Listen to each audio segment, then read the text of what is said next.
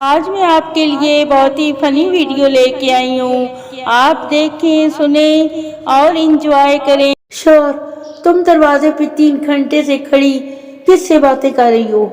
بیگم، میری دوست ہے بیچاری، اس کے پاس ٹائم تو بالکل نہیں ہے اندر آنے کے لیے، اسی لیے وہاں کھڑے ہو کے بات کر رہے ہیں.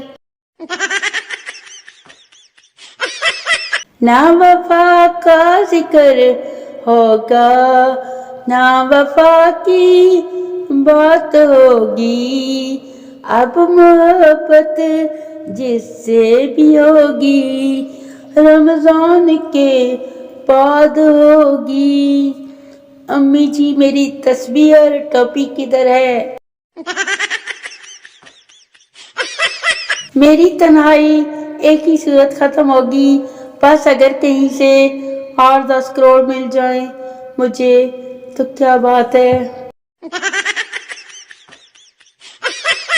کسی کو تکلیف میں دیکھ کر ضرور ہنسیں تاکہ وہ اپنی پریشانی بھول کر آپ کو گالیاں دینے میں مصروف ہو جائے، ہے نا؟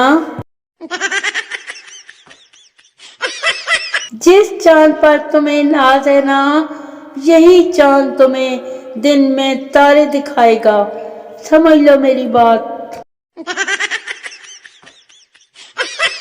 امریکہ کا ایک سائنسدان غش کھا کر گر پڑا.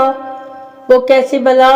جب اسے یہ پتا چلا کہ پاکستان میں کسی کے اوپر سے چھلانگ لگا کر گزرے تو اس کا قد چھوٹا رہ جاتا ہے.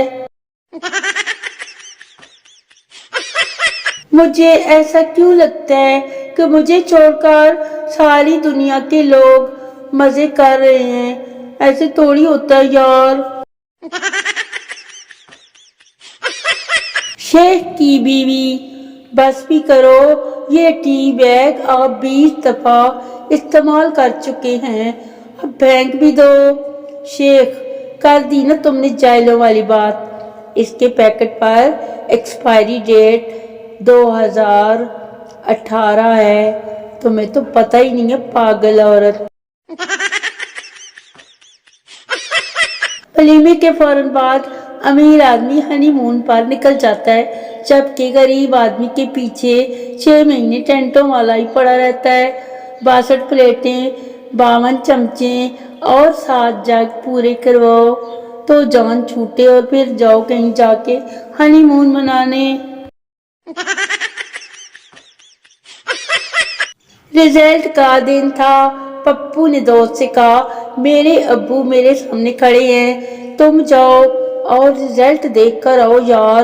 اگر میں ایک پیپر میں فیل ہوا نا تو کہنا ایک مسلمان بھائی سلام کہتا ہے، اگر 2 میں فیل ہوا تو کہنا مسلمان بھائی سلام کہتے ہیں. دوست گیا اور تھوڑی دیر بعد واپس آ کر بولا، پوری امت مسلمہ تمہیں سلام کہتی ہے.